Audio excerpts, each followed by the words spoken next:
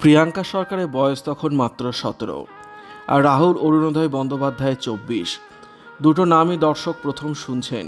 তবে সিনেমায় যখন হিরো আর হিরোইন হয়ে তাঁরা এলেন তখন দর্শকদের হাসালেন, কাঁদালেন আর এতটাই প্রভাব ফেলেন যে এতগুলো বছর পরেও ছবির প্রতিটা দৃশ্য এখনও দর্শক মনে ছাপ ফেলে যায়। আর এই সিনেমার পরিচালক ছিলেন রাজ চক্রবর্তী। সেই অর্থে রাহুল প্রিয়াঙ্কার সঙ্গে রাজের কেরিয়ারেরও এটা একটা বড় প্রজেক্ট ছিল। ইতিমধ্যে রাহুলের মৃত্যুর পর শোক বার্তা এসেছে রাজ চক্রবর্তীর থেকে, কিন্তু এখনও দর্শকদের মনে রয়ে গিয়েছে রাহুলের নিজের মুখে বলে যাওয়া কিছু কথা। অভিনেতা মাসখানেক আগেই জানিয়েছিলেন কিভাবে রাজের মানসিক অত্যাচার তাকে ঠেলে দিয়েছিল অবসাদের পথে। নিজেকে সুশান্ত সিং রাজপুতের সঙ্গে সেই সময় তুলনা করেছিলেন অভিনেতা। 2008 সালের 15ই আগস্ট মুক্তি পেয়েছিল চিরদিনই তুমি যে আমার সিনেমাটি। রাহুলে তখন মুগ্ধ 8 থেকে 80। এদিকে সিনেমা মুক্তির কয়েক মাস পর 2009 সালের জানুয়ারিতে একটি বহুল প্রচলিত সংবাদ মাধ্যমে একটি সাক্ষাৎকার দেয় রাজ, যেখানে বলেন, রাহুলের মতো খারাপ মানুষ আর হয় না। ওকে যে সুযোগ দিয়েছি তার জন্য আমি লজ্জিত।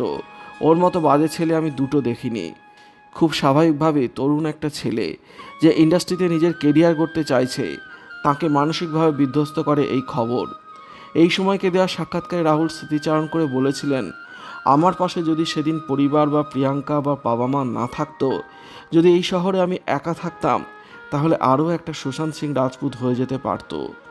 2022 সালে আর এক সাক্ষাৎকারে রাহুল বলেছিলেন, ভালো ছবির নোংরা দিক নিয়ে আলোচনা করতে চাই না।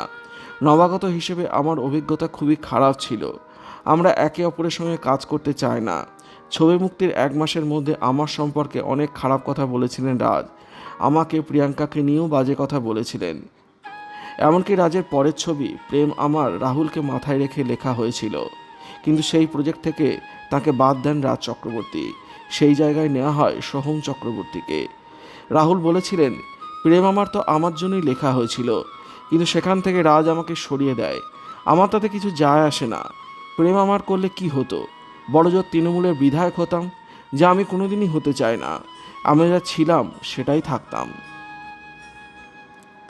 ভিডিওটি আপনার কেমন লাগলো কমেন্টের মাধ্যমে লিখে জানাবেন। ভালো লাগলে অবশ্যই চ্যানেলটি সাবস্ক্রাইব করবেন। ধন্যবাদ।